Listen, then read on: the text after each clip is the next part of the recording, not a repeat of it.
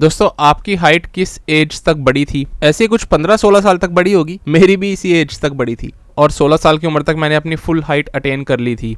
Generally यही होता है सबके साथ। पर माइक तो यहाँ से डबल यानी 32 साल की उम्र में भी बढ़ते चले जा रहे हैं हाइट में। और अभी यही सबसे बड़ी न्यूज़ निकल के आ रही है माइक समरफील्ड को लेकर के, जो इस साल की सबसे बड़ी ओलंपिया की सेलिंग टिकट बनने वाले हैं क्लासिक फिजिक डिवीजन में। माइक इतने तगड़े चल रहे हैं, हर चीज़ उनके साथ परफेक्ट चल रही थी, लोग उनको पूरा सपोर्ट दे रहे हैं कि वही इस साल क्लासिक फिजिक के चैंपियन बनेंगे। क्रिस बमस्टेड की जगह वो लेंगे शायद। बॉडी इतनी तगड़ी कि किसी क्लासिक डिवीजन के चैंपियन की ना हो। और अभी माइक ने दिखा दिया है अपना डेथ फेस, ऐसा फेस जो बियर्ड के अंदर भी नजर आ रहा है। इनके गालों में गड्ढे पड़ गए, ऐसा लग रहा है कोई हम स्कल को देख रहे हैं। ऐसा फेस किसी भी क्लासिक फिजिक एथलीट का हो ही नहीं सकता और परफेक्ट प्रेप जारी है। लेकिन अभी कुछ ऐसा हो गया कि पूरा दुनिया जैसे हिल नहीं जाती एथलीट की। न्यूज़ हम सबके सामने है, हम सबको पता है कि माइक समरफील्ड की हाइट धीरे धीरे करके बढ़ती चली जा रही है। और मुद्दा सारा यही है कि 2017 में इस एथलीट की हाइट थी 5 फीट 6 इंचेस और आज इस एथलीट की हाइट हो चुकी है 5 फीट 9 इंचेस एंड क्वार्टर। 5'9 यानी 3 इंचेस से भी ज्यादा हाइट बढ़ जाना, वो भी पिछले 8 सालों में, ये काफी बड़ी बात है। सारा मुद्दा यही है, अगर मैं स्टोरी आपको शॉर्ट में समझाऊं, कि माइक की हाइट हर साल के हिसाब से बड़ी है। जहां 2017 में डेनिस जेम्स ने यह क्लेम करा था कि माइक की हाइट है 5 फीट 6 इंचेस, उसके बाद ये हाइट बढ़ करके हो गई 5 फीट 7 इंचेस। फिर माइक की हाइट हो जाती है 5 फीट 8 इंचेस, क्योंकि वो 173 सेंटीमीटर अपनी हाइट क्लेम करने लग गए, वो 5 फीट 8 इंचेस होता है। और अब हो गई है 59.25 यानी 5'9 एंड क्वार्टर। अब ये होना नामुमकिन है दोस्तों, क्योंकि साइंटिफिकली आपकी ग्रोथ प्लेट्स बंद हो जाती है 17 साल की उम्र के बाद, और 17 में नहीं हो रही तो 19 तक तो बंद हो ही जाती है। और ऐसे में आप ग्रोथ हार्मोन भी अगर लेने लग जाओ तो भी आपकी हाइट नहीं बढ़ने वाली। कई लोगों का सवाल होता है ना, ग्रोथ हार्मोन से क्या हाइट बढ़ती है? नहीं बढ़ेगी। पर एक चीज सारे लोगों ने गौर करी, जो बड़ी है वो है उनके बाल। पहले माइक के बाल बहुत कम थे, ये 2020 की क्लिप है। इस समय हम देख सकते हैं कि माइक काफ़ी कम हेयर्स के साथ में थे और अभी माइक के बाल इतने ज़्यादा बढ़ चुके हैं, मे बी ट्रांसप्लांट करवा लेने की वजह से। और जब इनकी हाइट पिछले साल नापी गई तो ये गौर किया गया कि इनके बालों के ऊपर से इनकी हाइट नापी गई है, स्पेशली वो बाल जो थोड़े से उठे हुए हैं, और बालों ने ही इनकी हाइट बढ़ाई है। क्योंकि एथलीट्स कई बार क्लासिक फिजिक के अंदर ऐसे रहते हैं जिनको हाइट के इश्यूज़ के चलते वेट कैप में आना पड़ता है, लेकिन वो आया नहीं जाता है, तो एथलीट्स अलग अलग पैंतरे आजमाते हैं अपनी हाइट बढ़ाने के लिए। कई बार एथलीट्स स्पाइन को डीकम्प्रेस करवाते हैं ताकि हाइट थोड़ी सी बढ़ जाए, और जब वो वेइंग स्केल पे चढ़े तो उनकी हाइट ज़्यादा आए। माइक ने क्या करा, अपने बालों को ही थोड़ा सा ज़्यादा एक ग्रूव स्टाइल में ऊपर उठवा करके पिछले साल अपनी हाइट नपवाई थी, जिसके चलते उनकी हाइट 5 फीट 9 इंच से भी ऊपर चली गई। और जहां इस एथलीट को एक्चुअल वेट कैप में होना चाहिए था 87 केजी के, ये एथलीट चल रहा है 96 केजी के वेट कैप में। यानी 9 किलो मसल्स का एडवांटेज इन्होंने ले लिया है अपनी हाइट बढ़ा के। 9 किलो मसल्स दोस्तों अगर कन्वर्ट करूँ ना पाउंड्स में तो बैठती है 19.8 यानी 20 LBS। 20 LBS का अगर मसल मास किसी दूसरे बॉडी बिल्डर में ज़्यादा है ना, आप उसके आगे खड़े ही नहीं हो सकते। और इसीलिए माइक अभी इतना ज़्यादा ग्रो करते जा रहे हैं क्लासिक फिजिक के अंदर भी कि उनको कोई रोक ही नहीं पा रहा है, कोई भी उनके जितना डेंसर नहीं हो पा रहा है।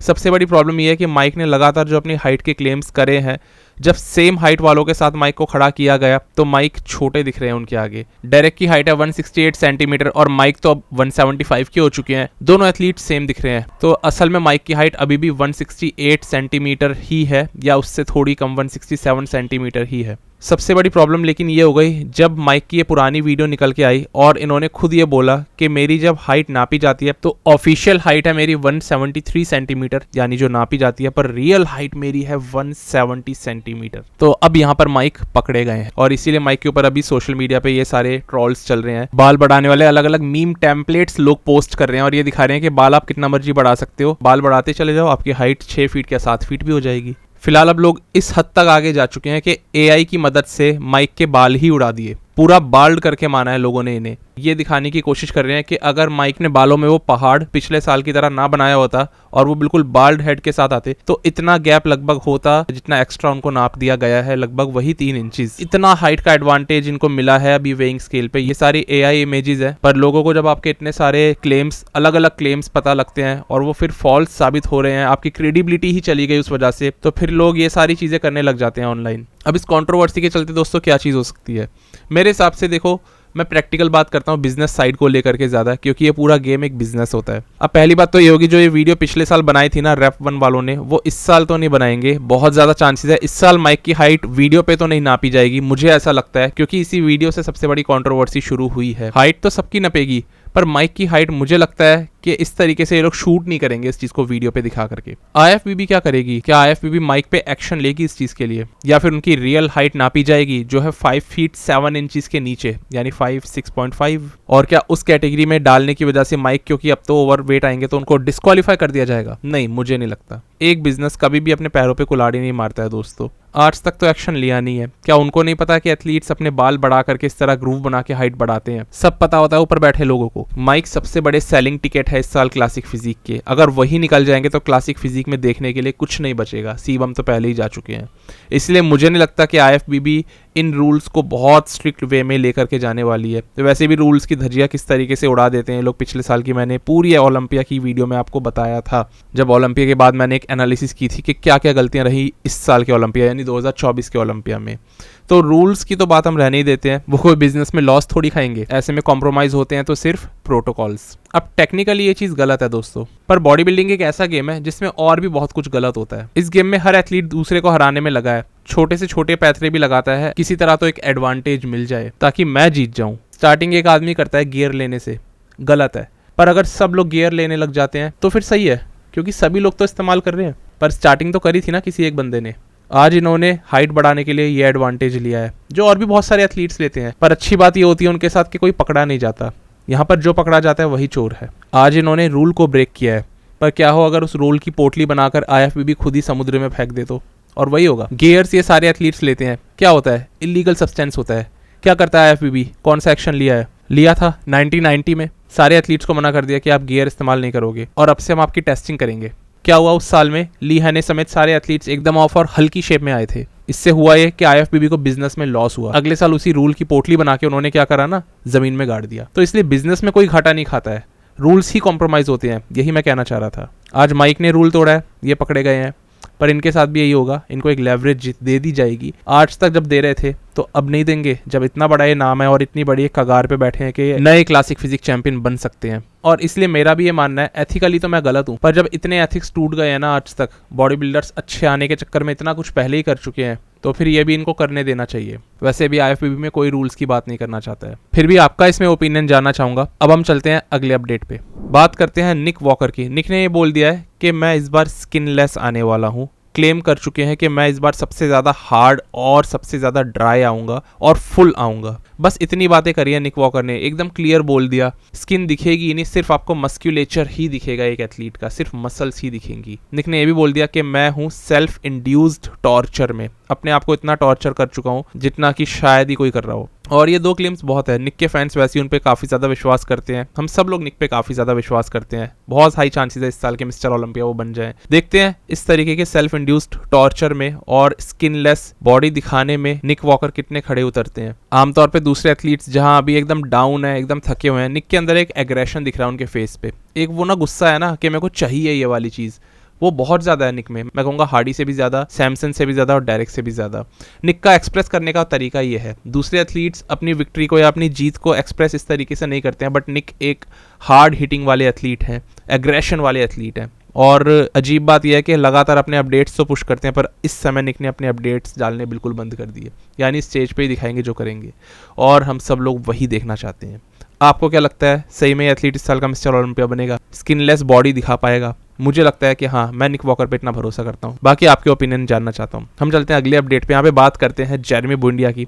दोस्तों जेरेमी बुंडिया भी आप समझ लो वो भी निक वॉकर ही है, एक छोटे फ्रेम में, एक छोटी डिवीजन में, लेकिन उनका एग्रेशन लेवल भी अपने ज़माने का ऐसा रहा है ना कि उसको भी कोई मैच नहीं कर पाया। एक वो गुस्सा उनमें इतना रहा है कि वो कोई मैच नहीं कर पाया। अभी जेरेमी बहुत बदल गए हैं, अपनी लाइफ के ऐसे फेज़ में है जहाँ पर कि अपना लास्ट ओलंपिया वो खेलने जा रहे हैं। बहुत ही मैच्योर और बहुत ही सही तरीके से बात करते हैं फिलहाल उन्होंने, लेकिन अपनी जो बॉडी दिखाई है वो सही तरीके से बात नहीं कर रही है, वो खतरनाक तरीके से बात कर रही है। जेरेमी इतने हार्ड और इतने ग्रेनी हो चुके हैं जितना हमने आज से पहले उनको कभी नहीं देखा। बॉडी में इस वक्त ठोस फाइबर्स से भरी हुई मसल्स दिख रही है। ये हार्डनेस जेरेमी में सच बता रहा हूँ, अगर ऐसे ही आ गई ना स्टेज पे, सेम इन्होंने रेप्लिकेट कर दी, ये एथलीट कहीं ना कहीं थर्ड पे मिला हुआ दिखेगा। जेरेमी ने बोल दिया कि इस प्रेप को मैंने अपना सब कुछ दिया है, यानी ये इनकी लाइफ की बेस्ट प्रेप आज तक की है और अब ये पीक वीक में एंटर कर चुके हैं, क्योंकि दोस्तों ठीक 7 दिन बचे हैं ओलंपिया आने में, तो सारे एथलीट्स का पीक वीक आज से ही स्टार्ट हो चुका है। अब जेरेमी तो हो गए हार्ड, हम बात करते हैं यहाँ पे एक दूसरे मेंस फिजिक चैंपियन की, यानी ब्रेंडन हेनरिक्सन की। ब्रेंडन भी दोस्तों बहुत ज्यादा पहले से अब हार्डनेस पकड़ रहे हैं, पर इस बार ब्रेंडन की बॉडी भी कुछ अलग बोल रही है। हर जगह बॉडी काफी ज्यादा टाइट और कंडीशन हो चुकी है और यही काम करते हैं उनके कोच नील हिल। उनको पता है अपने एथलीट को कैसे पीक करवा करके स्टेज पे लेकर आना है। नील हिल के एथलीट कभी भी पीक से ऑफ नहीं आते हैं, ये आज तक का रिकॉर्ड है। ब्रेंडन हमेशा ओलंपिया में अच्छे दिखे हैं अपनी तरफ से, पर इस वक्त इनका कंपैरिजन होना शुरू हो गया अली बिलाल से, और ये चीज़ ना अब लग रहा है ये लोग जानबूझ के करने लग गए हैं दोनों आपस में ही। एक ये फोटो आई थी तो ब्रेंडन ने अली वर्सेस अपनी फोटो पे ये कमेंट कर दिया था कि get this clown out of here, यानी कि अली बिलाल को उन्होंने क्लाउन बोल दिया। अब अली ने भी 10 बातें उनको बोली, इन्होंने भी 10 बातें इनको बोली, आपस में दोनों की लड़ाई हो गई, आपस में दोनों का कंपैरिजन शुरू हो गया। ये चीज़ें करते हैं मेंस फिजिक वाले, और एट द एंड कॉम्पिटिशन्स में बैक स्टेज इन सब की एक साथ ही फिर फोटो आती है इंस्टाग्राम पे। तो ये चीज़ें तो चलो स्पोर्ट को उठाने वाली बात हो गई, बट अभी ये सारी चीज़ों की वजह से ब्रेंडन का कंपैरिजन अली बिलाल से होने लग गया, क्योंकि अली भी हाल ही में ऐसी शेप के अंदर दिखाई दिए थे, और आज तक की सबसे ज़्यादा स्किनलेस एथलीट अगर मैं बोलूँगा मेंस फिजिक में, वो अली बिलाल को ही बोलूँगा। अब ये थोड़ी सी एडिटेड तो दिख रही है, लेकिन फिर भी अली ऐसे दिख जाते हैं स्टेज पे, वो कभी भी स्टेज पे ऑफ नहीं दिखते हैं, 1-2 सिनेरियोस के अलावा जो पास्ट में कुछ हुए थे। लेकिन अब अली एक नेक्स्ट लेवल पे चल रहे हैं, और इस हार्डनेस को मैच करने के लिए जेरेमी को भी इसीलिए उतरना पड़ रहा है अपनी बेस्ट बॉडी लेकर के, ब्रेंडन को भी और बाकी दूसरे एथलीट्स को भी। अली फिलहाल इस तरीके से लग ही नहीं रहा बॉडी में वाटर बचा है, ऐसा लग रहा है कि बॉडी बस रेडी है और कल ही उतर जाएंगे स्टेज पे खेलने के लिए। बट अभी इनका पीक वीक शुरू होता है, फिलहाल इनकी बॉडी अब ऐसी दिख रही है, तो अब देख रहे हो बॉडी हर घंटे के हिसाब से अलग अलग दिखती है। अब आपको कम इंप्रेसिव लग रही होगी क्योंकि अब बॉडी सॉफ्ट पड़ी हुई है। अब इनके असीटो जो है, यानी क्रिस असीटो, वो किस तरीके से इनकी पीक वीक करवाने वाले हैं वो देखने वाली बात होगी। और क्या अभी से इनको कार्ब इंट्रोड्यूस करवा दिए हैं उन्होंने, जैसे कि लास्ट आर्नोल्ड वाली प्रेप में करा था, वो भी देखने वाली बात होगी, क्योंकि चीज़ें हर बार अलग होती है। एथलीट का जो शरीर होता है ना, हर एक प्रेप में अलग अलग होता है, अलग अलग वे में रिएक्ट करता है। सेम एग्जैक्ट प्रोटोकॉल्स के साथ आप दोबारा प्रेप करके वैसे नहीं दिख सकते जैसे पिछली बार दिखे थे, ये तो हमेशा की ही बात होती है। तो अली की बॉडी पिछली बार जिस तरह रिएक्ट कर गई थी आर्नोल्ड में, इस बार ज़रूर से कुछ ना कुछ तो इन्होंने चेंज करे होंगे अपने प्रोटोकॉल्स, क्योंकि बॉडी चेंज हो रही है इसलिए प्रोटोकॉल्स भी चेंज करने पड़ते हैं। फिलहाल अभी भी अली बिलाल के ऊपर सबसे ज़्यादा लोग भरोसा दिखा रहे हैं कि वही इस साल के मेंस फिजिक चैंप बनेंगे। आपको क्या लगता है ज़रूर बताना। बाकी याद है मैंने अभी कहा था जेरेमी तो अब पूरे ही बदल चुके हैं, इन दोनों की कंट्रोवर्सी तो चल रही है। जेरेमी क्या कमेंट करते हैं, dam they both look great. तो वो बहुत ही ज़्यादा कॉम्प्लीमेंट देने वाली एक स्टेज पे आ गए हैं अपनी लाइफ की, सारे एथलीट्स को कॉन्ग्रेचुलेट कर रहे हैं, कॉम्प्लीमेंट दे रहे हैं। और कहीं ना कहीं जेरेमी क्लेम्स नहीं कर रहे हैं, ये मैं बहुत बड़ी चीज़ एक देख रहा हूँ, वो बस ये क्लेम कर रहे हैं कि मैं अपना बेस्ट एवर देने वाला हूँ, और ये वो गलत नहीं कह रहे हैं। उनकी फिजिक में दिख रहा है कि वो कितने कंप्लीट है। मैंने इतने कंप्लीट जेरेमी बुंडिया कभी देखे ही नहीं है, शोल्डर से लेके चेस्ट तक, एब्स तक, हर जगह मसल्स परफेक्ट बैलेंस में है, और हार्डनेस तो हमें दिख ही रही है। तो जेरेमी बहुत सही अपनी एक स्टेट ऑफ माइंड रखते हुए, एक मैच्योरिटी रखते हुए चल रहे हैं। वहीं जितने भी ये टॉप वाले एथलीट्स हैं, ये अपनी क्लेम की स्टेट में चल रहे हैं। ब्रेंडन, अली, रायन टेरी, ये क्लेम करते जा रहे हैं कि हम ही बनेंगे इस साल के मेंस फिजिक चैंपियन। जो भी होगा मज़ेदार होगा। बाकी मेंस फिजिक की भी मैं प्रेडिक्शन लाऊंगा, एग्जैक्ट डेट अभी कंफर्म नहीं कर रहा हूँ, जल्दी कर दूंगा। बाकी आज की वीडियो को इतना ही रखते हैं बस, तब तक के लिए स्टे ट्यून्ड, गुड बाय, शुक्रिया।